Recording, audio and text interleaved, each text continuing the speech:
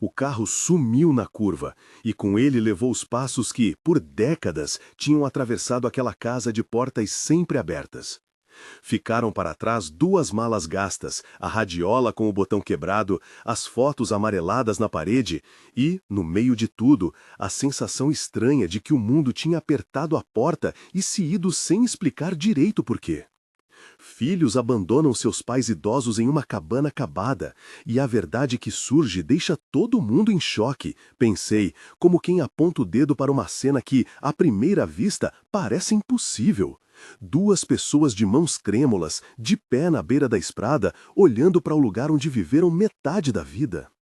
Imagine a cena, a estrada de terra levantando poeira atrás do carro, o cair do sol e eles ali, abraçados àquilo que podiam carregar. Imagine o som do vento atravessando as frestas das malas, a voz de arrego da tarde. É uma imagem que corta a respiração. Se essa história já mexeu com você, comenta de qual cidade está assistindo. Quero saber quem está do outro lado desse relato. Eles se chamavam Celina e Arnaldo, nomes simples para uma vida inteira de coisas difíceis e também de coisas pequenas, que juntas se chamam lar. Ela, costureira desde menina, tinha dedos que falavam em linhas e agulhas, sabiam tirar medida, acertar a barra, consertar o que parecia impossível. Era daqueles talentos discretos que passam de geração em geração, por baixo da pele uma paciência antiga. Ele, o que restou do seu vigor, era trabalhador braçal, carregou sacos, atravessou veredas, consertou telhados de vizinhos por alguns trocados. Nos olhos havia um peito de trabalho e no peito um orgulho rijo. Casaram-se jovens, uma foto na parede mostrava os dois numa roupa que o tempo tingiu de nostalgia. O vestido de tecido simples, o gravata ajeitada pela mãe, as mãos apertadas como promessa. Foram 40 anos de rotina, e a rotina deles tinha cheiro de café coado cedo, de pano molhado pendurado no varal, do som monótono da máquina de costura atravessando a noite quando havia encomenda. As paredes guardavam bilhetes de datas importantes, desenhos de crianças grudados com durex amarecilido, a assinatura trêmula do tempo. Criaram 3 filhos. Cada um saiu para o seu mundo aos poucos, emprego na cidade grande, mudança para o interior, casamento. Não foram cuidadosamente maldosos, a vida os puxou para outras direções. Visitas ficaram mais raras, telefonemas passaram a ser mensagens curtas e as celebrações foram perdendo corpo até virarem desculpas no almoço de domingo. Era algo que aconteceu devagar, tão devagar que eles, como quase sempre, acharam que sobraria amor suficiente para cobrir a distância. Mas nem sempre sobra. Patrícia era filha do meio, a que voltou com papéis na mão. Veio certa manhã com uma pasta de plástico, rosto compenetrado, levando um sorriso que parecia combinar profissionalismo com carinho. Sentaram todos ao redor da mesa envernizada, aquela mesma mesa onde, anos antes, se fazia lição de casa e se discutia futebol. E Patrícia falou de bancos, de oportunidades, de algo que podia facilitar a vida de vocês. Falou de forma que parecia que estava resolvendo um problema. Falou com a leveza de quem pensa estar ajudando. Assina aqui, mãe. É só para atualizarmos uns dados, disse ela. E Celina, que nunca gostou de burocracia, confiou. Arnaldo olhou, desconfiado como sempre que o assunto saía do direto de cada dia, mas confiou no sorriso da filha. Eles assinaram. Não havia expectativas de traição por trás da caneta. Havia, talvez, só a certeza de que ela e ele sempre foram pessoas de palavra, que poucas coisas no mundo os pegavam de surpresa. O cartório foi um lugar de linguagem fria. A sala com ar-condicionado que zumbia como um aparelho que esqueceu de ser humano, a voz do escrivão que diz termos que parecem oblíquos, transferência, averbação, registro. Nesses lugares, o peso dos papéis se torna maior do que o de qualquer sentimento. Quando o escrivão, com a calma burocrática de quem assina 1000 nomes por dia, disse que a propriedade agora constava em nome de Patrícia, uma coisa ruiu por dentro. Celina apertou o lenço na mão, Arnaldo ficou mudo. Patrícia tentou explicar, com materiais que mais pareciam justificativas do que razões. Era preciso para regularizar, você sabe, os bancos exigem, a casa seria vendida para pagar coisas. Havia gente na mesa que dizia precisávamos, como quem tenta usar a pressa dos outros como desculpa para atos frios. Ricardo, o filho que dirigira o carro, estava ali também, não exatamente como quem esperava ver o resultado, mas como alguém que já havia tomado uma decisão e agora precisava apenas completar o rito. Mauro, o terceiro, apareceu depois, com um olhar dividido, parte envergonhado, parte acreditando que estava sendo prático. Eles tiveram 3 dias. 3 dias para empacotar mais do que roupas, memórias, cheiros de infância e, sobretudo, o orgulho. Foi naquele curto intervalo que se percebeu a dimensão do que havia sido perdido. A casa, que por anos fora o tabuleiro da vida da família, estava, de um momento para o outro, inscrita pela mão de outros. Não porque deixaram de amar, mas porque a escolha dos filhos tomou um peso que override a história. Colocaram as malas no porta-malas, fecharam a porta pela última vez e ficaram ali, por alguns minutos, contemplando a fachada que conheciam como a própria pele. A expulsão foi discreta nos gestos e cruel na decisão.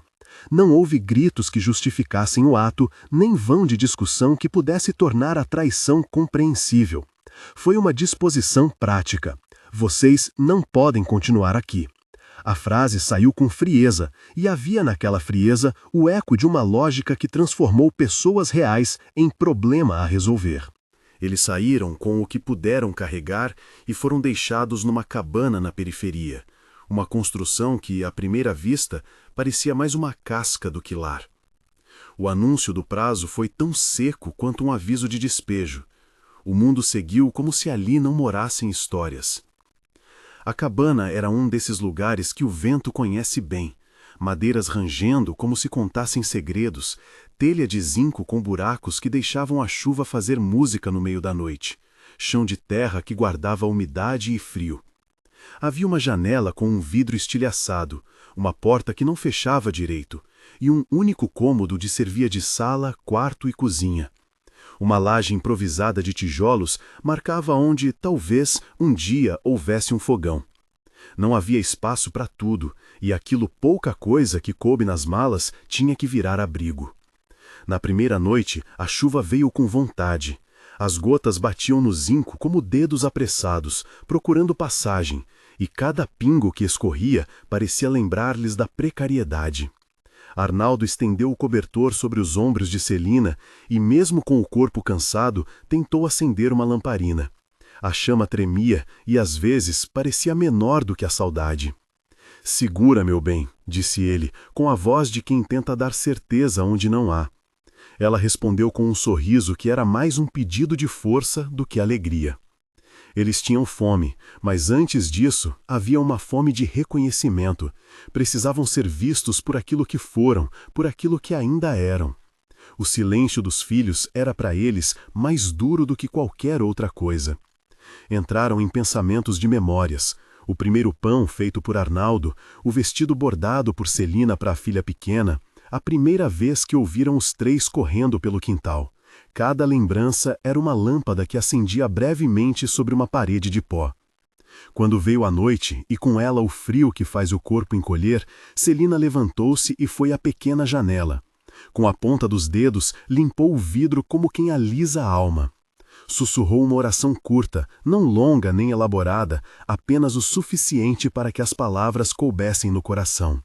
"Senhor, dá-nos força para o dia de amanhã", murmurou. Não foi uma promessa de milagres, foi um pedido simples, humilde. Arnaldo, sentado num caixote que servia de banco, respondeu com um amém que não tinha som alto, mas tinha certeza. Os dias que se seguiram foram um compêndio de gestos pequenos: varrer o chão com um pedaço de pano, tentar estancar a goteira com um pedaço de lona, recolher água da chuva para cozinhar. A comida vinha de doações de pessoas que passavam, da bondade de vizinhos que, mesmo não sendo muitos, partilhavam um pouco do que tinham. Havia uma vizinha, Dona Marta, que deixou uma panela de feijão na porta certa manhã e disse com voz que era quase um consolo: "Não vão ficar aí sozinhos, não." Foram gestos que, somados, faziam a diferença. As noites, porém, eram longas. Celina começou a tossir mais e Arnaldo notou a respiração dela mais curta depois de subir um degrau. Não chamaram o médico, porque havia um orgulho ali que pesava mais do que os próprios corpos.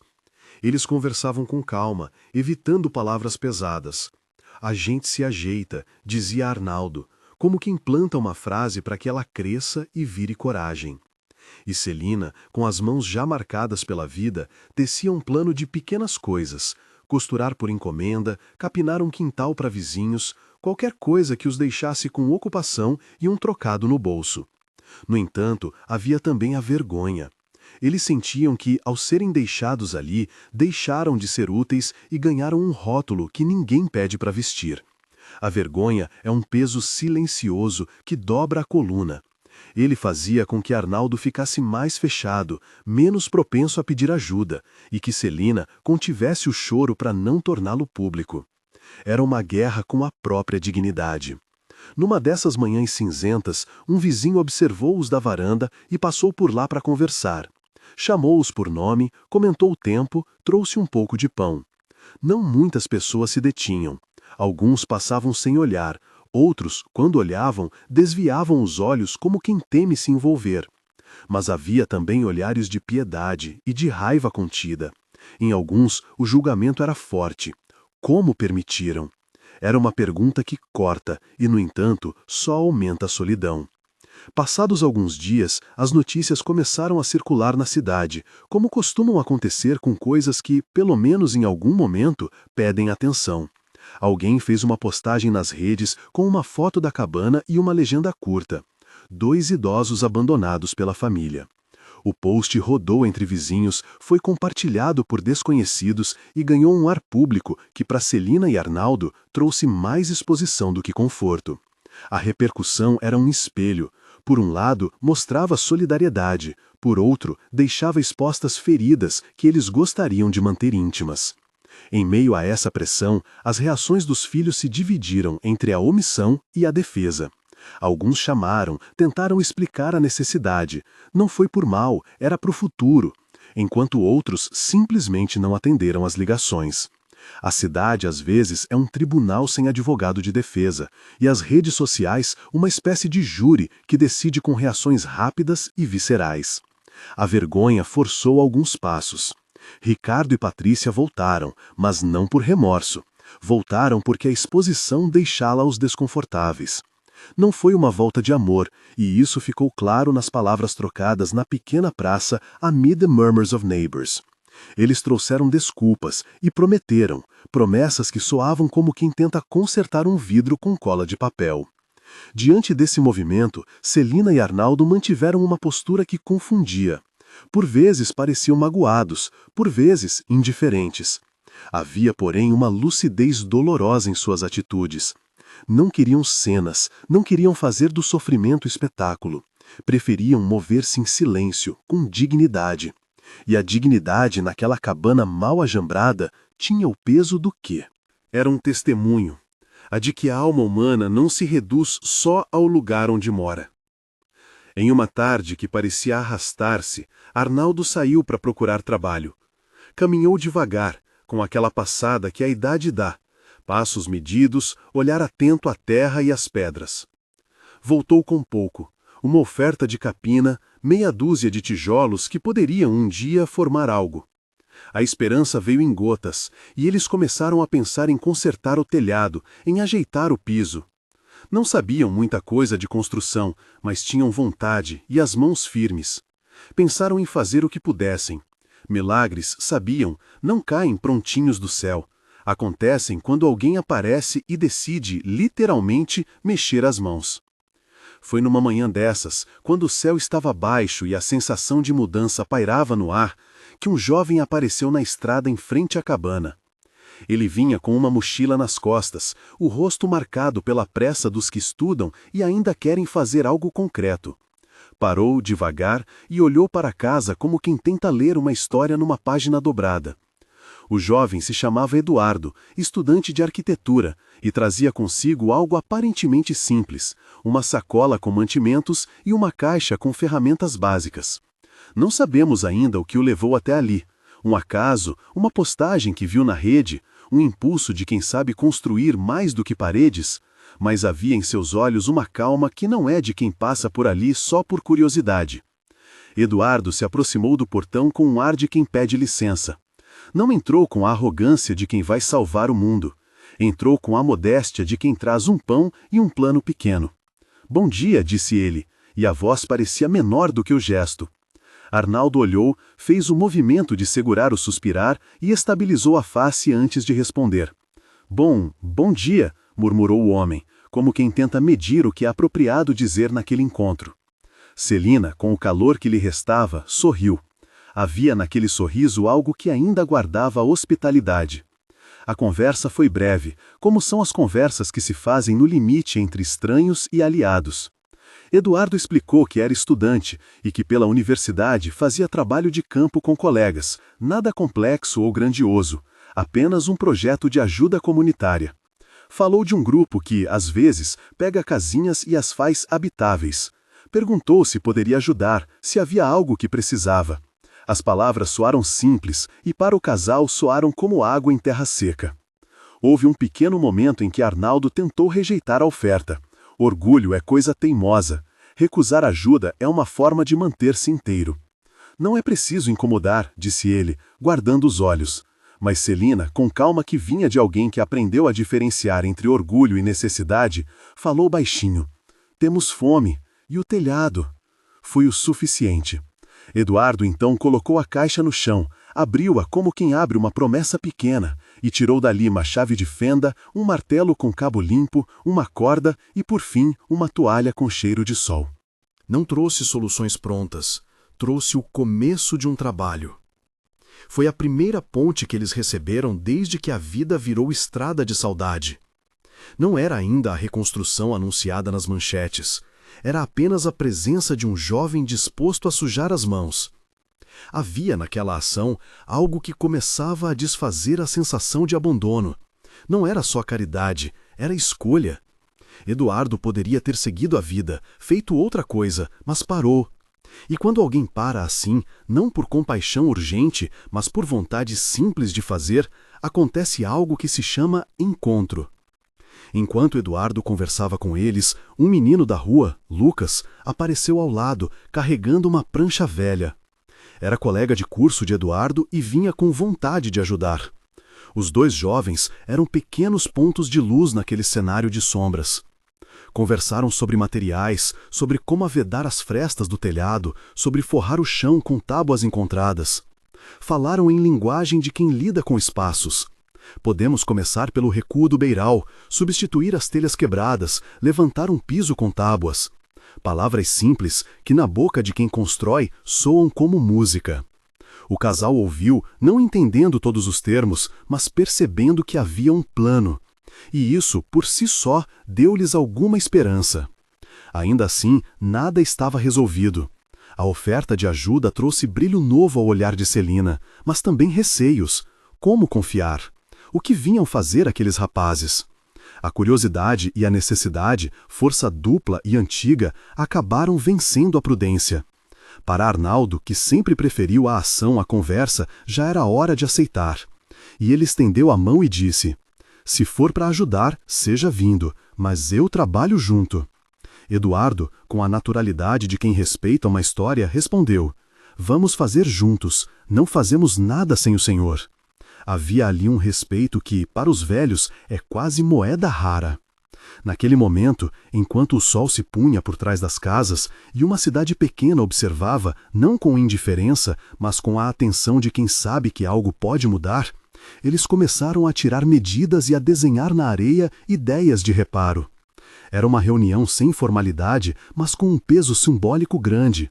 O que se iniciava ali podia ser apenas um telhado consertado, ou poderia ser o começo de um caminho mais longo. Não se sabia. Há uma pergunta que a história coloca e que permanece. Quando a própria família falha em reconhecer a dignidade dos pais, quem assume esse papel? A sociedade? O jovem? A cidade? E quem decide permanecer quando a escolha não é mais de sangue, mas de afinidade moral? Essas perguntas não têm respostas fáceis, mas começam a ganhar contorno quando mãos se encontram para consertar o que a vida deixou solto. Na penumbra que já entrava e com a lamparina lançando sombras longas, Eduardo ficou apenas mais um pouco, conversando sobre detalhes técnicos e oferecendo uma companheira presença. Não havia ainda revelações profundas, nem o reencontro anunciado com outro passado, nada que justificasse manchete. Havia, contudo, um movimento, um gesto após o outro, uma sequência de marteladas que, a princípio, serviam só para tapar um buraco. Mas cada martelada também parecia pregada em algo maior, em respeito, na ideia de que ninguém deve ficar para trás. E naquela noite, enquanto a chuva ameaçava cair novamente, Celina e Arnaldo deitaram com o corpo cansado, mas com um fio de esperança que já não tinham sentido desde o dia em que fecharam a porta de casa. Não sabiam como aquilo iria terminar. Não sabiam se seus filhos voltariam com outras desculpas. Não sabiam se aquela reforma seria suficiente para chamar a vida de volta. Só sabiam que, na manhã seguinte, havia uma chance de levantar com um pouco mais de coragem, porque alguém tinha batido a porta e oferecido ajuda sem perguntar por quê. A cidade cochichava, as redes digitais piscavam reações, e a mão de um jovem ainda estava no batente da porta quando a lua despedia. Lá fora, lá longe, havia um carro que talvez não voltasse. Dentro daquela casinha improvisada, havia duas pessoas que, pela primeira vez em dias, conseguiram contar uma história que não coubesse apenas em perda. Contudo, nos bolsos de algumas pessoas e em gavetas fechadas, guardavam-se papéis que ainda não tinham sido revirados. Havia nomes que, mais adiante, dariam trabalho às emoções. E havia um silêncio entre gerações que pedia mais do que uma telha nova para se preencher. Quando o primeiro pássaro do amanhecer fez sentir a madrugada, um barulho de passos, outros passos, aproximou-se da casa. Não eram os passos dos filhos remediados pela vergonha, nem eram passos apenas de curiosos. Eram passos de alguém que, talvez sem saber, traria uma chave de outro tipo, a de abrir feridas antigas. A história, que vinha se desenhando com pequenos atos de reconstrução, estava prestes a conhecer uma virada que ninguém aguardava. O barulho dos passos aproximou-se mais, e quando a figura surgiu na soleira da porta, foi como se a história respirasse fundo e mudasse de ritmo. Não era um repórter nem um curioso. Era um homem de meia idade, com a camisa amarrotada e no rosto o traço de quem conhece estradas e ausências. Trazia nas mãos uma caixa de madeira coberta por poeira, como se tivesse encontrado aquilo num canto esquecido e decidido que o velho precisava voltar a ser visto. «Boa tarde», disse ele, com voz baixa e um pouco embaraçada, como quem pede licença para entrar na dor alheia. Arnaldo ergueu o rosto devagar e Celina apertou mais um pouco o lenço que lhe servia de amparo. Eduardo, que naquele dia ajudava a trazer tábuas novas, parou o martelo e olhou curioso. Lucas ficou um passo atrás, observando a cena com olhos de quem já viu tantas portas que se abrem para pedir ajuda. O homem se apresentou como Severino, um nome simples, sem necessidade de maiores explicações. Contou que, passando pela antiga casa da família, viu uma lata enterrada sob um pé de goiabeira e, por uma intuição, resolveu vasculhar. Encontrou ali uma pequena caixa com papéis enrolados em tecido e, sem saber exatamente por quê, trouxe aquilo até a cabana. Talvez sirva para lembrar, disse, como quem ainda tenta adivinhar que tipo de lembrança poderia ser útil. A caixa chiou quando foi aberta. Havia dentro envelopes envelhecidos, uma foto amassada, um recibo rasgado e uma folha manuscrita, onde um nome aparecia com uma caligrafia firme: Antônio. A foto mostrava um homem com traços parecidos com os de Eduardo, o maxilar, os olhos, mas mais jovem, com cabelo escuro e um sorriso discreto. Eduardo ficou imóvel. Era como olhar num espelho que mostra não apenas aparência, mas um caminho que a vida deixou pela metade. Isso é meu, murmurou Eduardo, antes de entender como podia nomear aquilo que sentia há anos. Cresceram ouvindo histórias recortadas, saberes pela metade, que fora criado pela avó, que o pai, um nome citado às vezes com o tom de quem tenta esconder uma vergonha, havia seguido outro rumo. Nunca houvera uma foto daquele homem, nunca houvera um endereço. Agora, ali, entre papéis amassados e cheio de poeira que Severino trouxe, havia um nome que parecia chamar por continuidade. Celina inclinou-se para ler as letras com seus óculos e reconheceu uma referência tosca a uma cidade que, no papel, constava como Londrina. Não era uma explicação completa, era apenas um fio. Mas para Eduardo, aquele fio era suficiente para que o coração passasse a bater em outro compasso. Ele recordou de repente as noites em que perguntara à avó sobre um homem que aparecera entre histórias e sumira. Recordou as palavras da avó, de uma resignação que era quase uma bênção. Algumas ausências não são castigos, são caminhos que ficaram por trilhar. Naquele instante, duas verdades se encontraram, a da família que havia sido despojada e a da própria história de Eduardo, que achou ali uma ponte para um capítulo inacabado. Não era só curiosidade, havia uma necessidade quase física de ir até onde aquelas letras apontavam. Lucas viu a expressão do amigo e, sem falar, retirou do bolso o celular para anotar o que estava legível. Severino, percebendo o efeito do achado, sorriu com humildade e afastou-se para permitir que os seus ocupantes assimilassem o que aparecera. Eduardo ficou em silêncio por alguns segundos. A lama do caminho e o pó que flutuava no ar pareciam sublinhar a gravidade do momento. Eu preciso ir, disse por fim, mais para si do que para os demais. Havia uma pressa, mas não do tipo que atropela. Era a urgência de quem reconhece que a vida às vezes nos devolve aquilo que pensamos perdido. Antes de partir, ele caminhou até Celina e Arnaldo com a caixa na mão. Encontrei isso por acaso, explicou, e havia um respeito na sua voz que evitava transformar a descoberta em espetáculo. Acho que pode ser importante.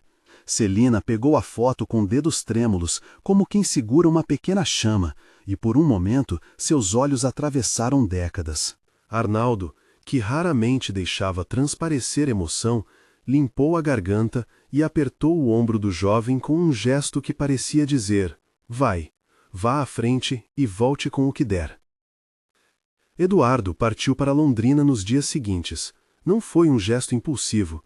Primeiro conversou com Lucas, depois com coordenadores do projeto. Explicou que era algo urgente, algo que vinha de um encontro que não se esperava. Havia também a bolha de possibilidade que o rodeava, uma bolsa de estudos no exterior, uma porta aberta num lugar que prometia carreira e experiência profissional. Era uma escolha que qualquer jovem com talento e vontade almejaria. E foi aí que se viu diante da decisão que definiria não só o seu destino, mas também o rumo da nova família que começava a se formar naquela cabana. A viagem significou lidar com um turbilhão de perguntas que não tinham ainda respostas prontas. Por que ele sentia necessidade de ir? O que seria encontrar um homem que, talvez, não tivesse explicações fáceis? E o mais pungente de tudo, poderia ele, um jovem que começava a construir uma vida, renunciar a um sonho para concluir a história de outros? Houve um momento de pausa, naquela estrada de ônibus e paisagens que iam mudando, em que Eduardo pensou nas mãos de Celina costurando, nas cicatrizes humildes de Arnaldo, naquelas noites de chuva que pesavam como acusações. Decidiu ficar, não por negar o sonho, mas por priorizar uma compaixão tão grande que parecia assumir a forma de escolha consciente. Ele avisou ao coordenador que precisaria adiar a bolsa. Não entrou em detalhes sobre as razões, recordou apenas que havia uma urgência humana, uma necessidade que não cabia na matemática da carreira. E aos poucos, comunicou a Celina e Arnaldo sua decisão de não partir. Havia um certo brilho nos olhos deles ao saberem que aquele jovem que aparecera com uma caixa e ferramentas havia optado por ficar e ajudar. Não era um salvador, nunca lhe coube esse rótulo. Era um amigo que escolhera construir uma casa com as próprias mãos. A busca por Antônio foi feita com delicadeza. Eduardo bateu de porta em porta, procurou informações nos lugares que indicavam o papel amassado, conversou com pessoas que, de alguma forma, tinham cruzado o caminho do nome inscrito. Não é preciso narrar cada parada. O fato é que as frentes de procura foram se fechar com a imagem de um homem que vivia só, com pouca gente ao redor, lembrado às vezes com saudade e outras com culpa. Quando finalmente o encontrou, Um instante que todo espectador gostaria de visualizar em câmera lenta foi numa rua estreita de Londrina, diante de uma casa com uma grade simples e um jardim que mostrava mãos cansadas mas cuidadosas. Antônio abriu a porta e ficou por um segundo imóvel, como se precisasse ouvir o próprio nome para confirmar que o que via era real. Os dois homens se olharam. Eduardo viu ali um homem marcado por escolhas, por trabalho, por um silêncio que talvez tivesse sido pedido em troca de sobrevivência. Antônio, por sua vez, viu no rosto do filho um reflexo de juventude que carregava também uma decisão madura, a de estar presente. O reencontro não foi um filme de reconciliação instantânea, foi um tecido feito de pequenas palavras e maiores silêncios. Houveram perguntas, sim, e respostas que chegaram em gotas. Circunstâncias difíceis, erros, o peso da própria juventude de Antônio que o levara a caminhos que depois se revelaram curtos. Houveram palavras de arrependimento, não elaboradas em discursos grandiosos, mas nas lágrimas contidas e nos olhos que buscavam liberação. Eduardo, que tinha carregado uma ausência que nunca virou rancor pleno, recebeu o pai com a serenidade de quem compreende que todos são falhos. Não era desculpa para os vazios que a família de Celina e Arnaldo sofreu. Era, talvez, o começo de uma abertura para a cura. Quando Antônio soube que aquele jovem não só o buscara, mas vinha de uma história de renúncia e escolhas, ficou paralisado de vergonha e de esperança. A presença de Celina e Arnaldo, no convite que Eduardo fez para que fossem ver o homem que fazia parte de sua própria história, foi um gesto de ponte entre duas casas que se aprenderiam a conversar. Eles se reconheceram, trocaram abraços tímidos e depois mais longos. Havia lágrimas e nelas mais dignidade do que culpa. Havia feridas e nelas a possibilidade de cura que não pede pressa. Voltaram juntos para a cabana algumas semanas depois. Antônio trouxe consigo um forno consertado e algumas ferramentas antigas que guardara. Não eram grandes riquezas, mas significavam algo tímido, a intenção de permanecer em contato, a vontade de refazer laços. Para a comunidade que acompanhava a história, foi um gesto que simbolizou que a família pode sim ser reconstituída de maneiras inesperadas. Enquanto isso, a reforma continuava de forma mais ampla. A repercussão nas redes, que no começo havia sido um véu que expunha, transformou-se em rede de ajuda. Pessoas mandaram mensagens oferecendo madeira, tintas, colchões velhos mais bons para uso, outras pequenos donativos em mantimentos. Vizinhos que antes apenas olhavam, agora se aproximavam mais abertos. Havia um cuidado coletivo nas coisas menores. Alguém trouxe uma jarra para o café. Outro deixou uma cortina bordada que, pendurada, deu calor ao ambiente. A obra virou um ponto de encontro da cidade, não apenas para erguer paredes, mas para colocar de pé a dignidade que fora derrubada. Os detalhes da reforma merecem ser contados, porque foi ali, no ato repetido do trabalho manual, que o afeto se consolidou. Primeiro, arrancaram as telhas quebradas. O som dos martelos batendo na madeira e soltando pregos velhos era um tipo de música que, ao longo dos dias, substituiu o barulho constante da chuva nas goteiras. Trabalhavam em turnos. Pela manhã, os estudantes, à tarde, alguns vizinhos, à noite, quando as luzes eram poucas, Celina preparava sopas que aqueciam corpos e corações. Levantaram um piso de tábuas sobre o chão de terra, pregando, lixando, encaixando. Colocaram uma base de cimento simples, mas firme, porque era preciso que aquela casa oferecesse estabilidade. Pintaram as paredes com cores claras. As mãos de Celina, há tanto tempo submetidas às linhas de costura, agora empunhavam pincéis e bordavam o espaço com suores e risos. Houve pequenos contratempos.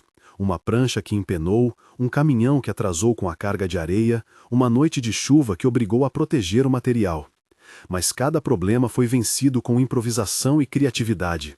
Lucas e outros colegas fizeram uma gambiarra que serviu por algumas horas até que conseguissem algo melhor. Arnaldo, que sabia das coisas práticas, ensinou a maneira correta de assentar tijolos e, em troca, aprendeu com os jovens técnicas novas de fixação que facilitaram o trabalho.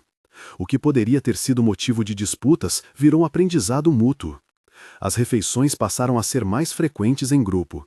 Celina costurava pequenas cortinas e panos de prato enquanto contava histórias de quando as crianças ainda batiam bola no quintal da antiga casa. Havia momentos em que a voz dela se quebrava e todos faziam silêncio para não transformar o remorso em espetáculo. Havia também risos. Ao ver os jovens tentarem temperar o feijão de Celina, os olhos dela brilhavam e dizia, rindo, "Ainda falta sal, viu?" Um modo gentil de dizer que ali, apesar de tudo, a vida continuava a ser vivida. A comunidade local participou também com pequenas doações organizadas por um grupo que viralizou o caso nas redes. Eles criaram um mutirão. Alguém doou tecido para cortinas, outro trouxe uma cama de solteiro, outro ofereceu instalação elétrica básica. As redes sociais, que inicialmente expuseram a dor, passaram a ser um canal de mãos que se estendiam. Havia comentários que emocionavam. "Que bom ver gente que ainda cuida", dizia um. "Não podemos fechar os olhos", dizia outro. Juntos, esses gestos foram erguendo um ambiente onde a dignidade renovada cristalizava. Então veio o momento da inauguração simbólica. Não uma festa pomposa, mas um pequeno encontro com a presença de quem ajudou, de alguns vizinhos, do Severino, de Lucas e de outros rostos que a cidade já reconhecia. Colocaram uma placa com letras simples: "Casa Nova Esperança. Aqui ninguém é deixado para trás." A placa tremulou um pouco antes de ser fixada, como se também ela precisasse ser afirmada. Eduardo fez um pequeno discurso, não longo nem solene, apenas um agradecimento aberto. Àqueles que tiveram coragem de bater a porta, aos que vieram com ferramentas e aos que com uma palavra devolveram um pouco de honra. Foi ali que as emoções se encontraram. Celina colocou a mão sobre o símbolo de madeira e com a voz embargada fez uma breve oração de gratidão. "Senhor, obrigado por nos dar outros braços." E o grupo entoou um amém sentido. Não foi um clímax de redenção total. Havia ainda as marcas daquele abandono, mas foi a celebração de que a dignidade havia reencontrado espaço para respirar. Com a visibilidade, Patrícia, Ricardo e Mauro sentiram a pressão da opinião pública. Não se tratou de um tribunal com vereditos, tratou-se de um espelho social que os confrontou com a imagem do que haviam feito. Eles voltaram até a praça onde a reforma era comentada por todos, e o reencontro com os pais aconteceu em meio a olhares e câmeras de gente que queria testemunhar o que se passava. Patrícia aproximou-se com artefatos de desculpas, palavras ensaiadas, expressões que procuravam mostrar dor e razão. Ricardo tentou justificar com argumentos práticos, que a situação exigia decisões duras, que eles haviam pensado no futuro e que a venda da casa resolveria problemas que, segundo eles, não tinha outra forma de solução. Mauro, mais jovem, ficou entre o olhar de culpa e o de quem tenta entender a própria falta. Celina e Arnaldo não fizeram um grande teatro de perdão, mantiveram a postura que tinham adotado desde o início, dignidade e clareza. Não foi um perdão incondicional. Eles explicaram que aquilo doía, que a casa era memória, que foram tratados de modo frio. Ainda assim, escolheram não transformar aquilo em humilhação pública. "Vocês fizeram escolhas", disse Arnaldo com a voz firme. "Escolhas têm consequência, e eu e sua mãe sentimos o peso delas." Havia em sua fala a tristeza de quem reconhece que a família, às vezes, quebranta laços sem perceber a ruína que causa. O público que acompanhava a cena, porém, reagiu. Muitos manifestaram indignação, outros entendimento pela complexidade da vida.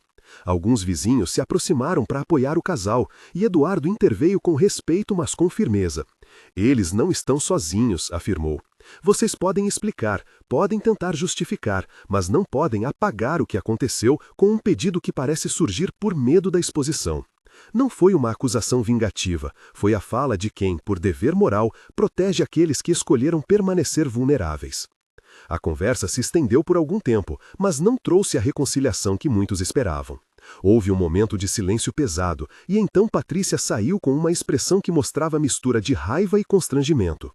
Ricardo e Mauro foram também embora. Não houve cenas de violência nem acusações públicas degradantes. A comunidade, por vezes, se limitou a assistir. A sensação que ficou não foi de vitória, mas de constatação. Escolhas têm rostos, e não se recupera o que se perde apenas com palavras quando a confiança foi rompida. Depois deste episódio, algo novo foi consolidado. A chamada família escolhida cresceu em significado. Eduardo, Antônio, Celina e Arnaldo formaram entre si um vínculo que, embora improvável no começo, firmou-se no dia a dia.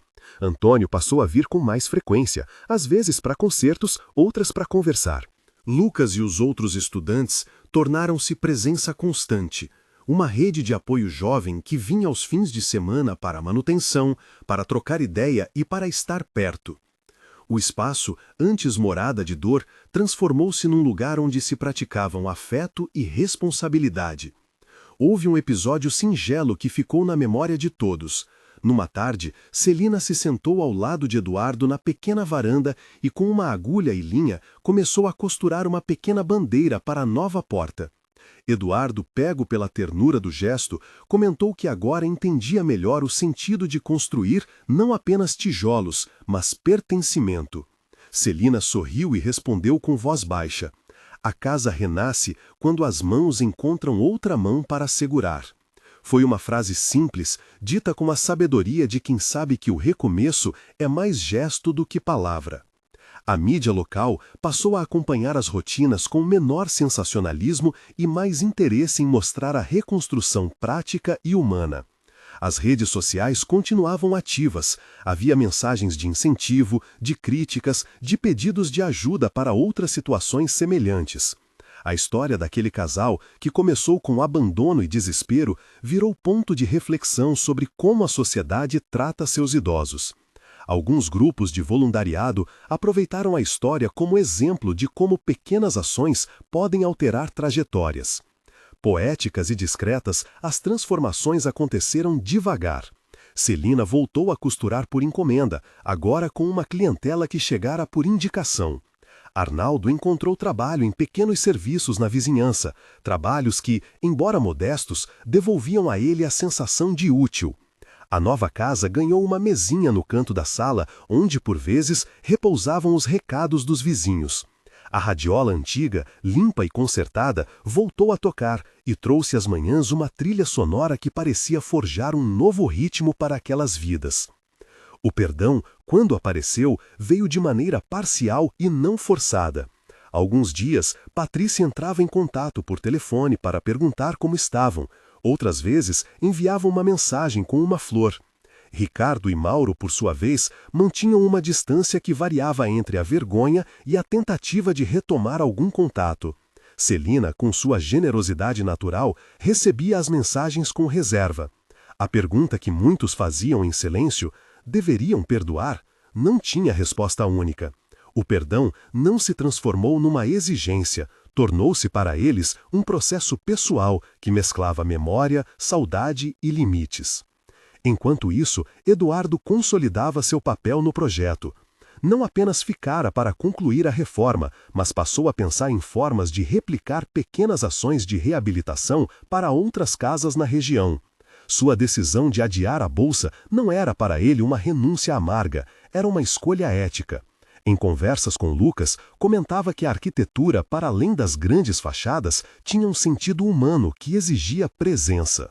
Algumas casas precisam mais de coração do que de dinheiro, dizia ele, e a frase se transformava em guia para os seus dias. Houve também um episódio que ficou marcado, a chegada de uma criança vizinha que, curiosa, deixara um desenho colado na parede nova da sala.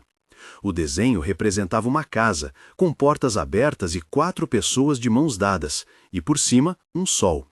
Celina chorou ao ver o pequeno traço guardado. Não era apenas um desenho, era a imagem de um futuro possível. O desenho foi emoldurado e colocado perto da radiola, como símbolo de um lugar onde crianças podiam entrar sem medo. Com o passar do tempo, a rotina da casa ganhou contornos de normalidade. As manhãs eram de café e costura, as tardes de concerto e conversas, as noites de descanso e oração curta, simples pedidos de proteção e agradecimento. Não prometiam milagres, apenas faziam um inventário do que era valioso, a dignidade resgatada, o cuidado que escolhia permanecer e a escolha de família que se firmava. Ao olhar para trás, muitos membros da comunidade viam nessa história uma lição, não de juízo, mas de responsabilidade coletiva. Ninguém se vangloriava de ter solucionado tudo.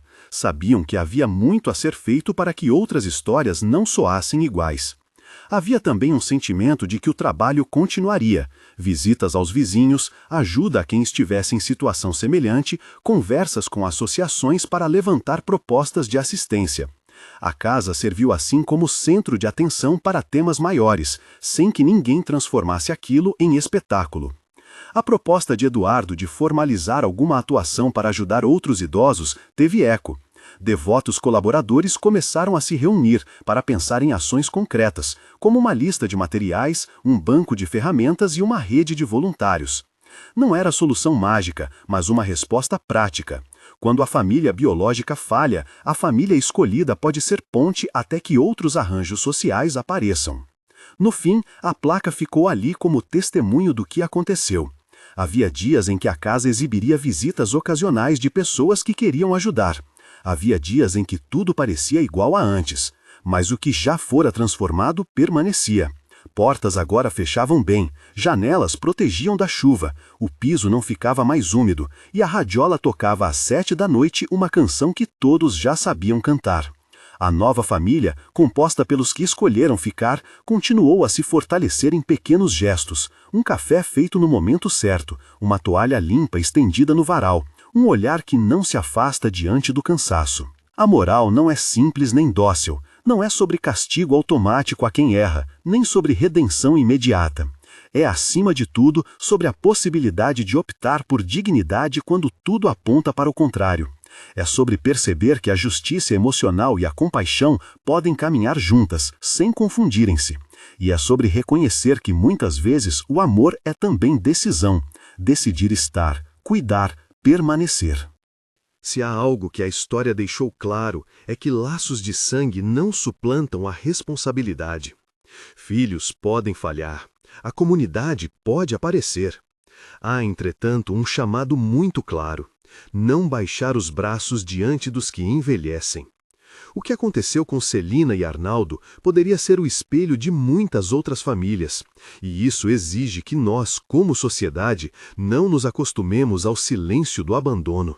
Quando a noite cai e a radiola entoa uma melodia conhecida, Celina senta-se na cadeira onde costurava e fala baixinho com Arnaldo sobre o futuro. Às vezes planejam um pequeno quintal de ervas, outras vezes sonham com visitas mais frequentes dos netos. Não são promessas de grandeza, mas planos que dão sentido aos dias. Antônio passa de vez em quando para consertar um roupeiro ou trazer um pão. Eduardo continua a desenhar projetos que, agora, incluem janelas que protegem histórias. Lucas e os demais jovens seguem por perto, não apenas por amizade, mas porque aprenderam que a prática do cuidado é uma forma de arquitetura do humano. A vida seguiu com suas imperfeições e com seus novos alinhamentos. Patrícia, Ricardo e Mauro aprenderam do jeito deles que gestos têm repercussão e que o que se perde em afeto não é recuperado de maneira simples. A comunidade, por sua vez, ganhou uma referência, a de que pequenas ações, quando feitas com respeito, podem tocar profundamente a dignidade humana. O projeto de reabilitação que nasceu daquelas telhas quebradas transformou-se em lembrança viva de que ninguém merece ser deixado para trás. E se você está aí do outro lado assistindo a essa história, desejo que ela provoque algo mais do que emoção passageira. Pergunte a si mesmo: o que eu faria se encontrasse um vizinho em uma situação parecida? Que gesto simples eu posso fazer hoje para não permitir que a dignidade alheia seja corroída? Essas perguntas não precisam de respostas heróicas. Elas pedem, sobretudo, pequenas ações. Uma visita, um alimento, uma mão que ajuda. A verdade que chocou, no fim das contas, não foi apenas a do abandono. Foi também a de que a compaixão é uma escolha viva. Que um jovem estudante pode parar e optar por ficar. Que uma cidade inteira pode, quando quer, devolver vida a quem parecia apagado. Que famílias se reconstroem de maneiras inesperadas, e que o amor, quando bem praticado, não apaga responsabilidades, mas cria novas possibilidades.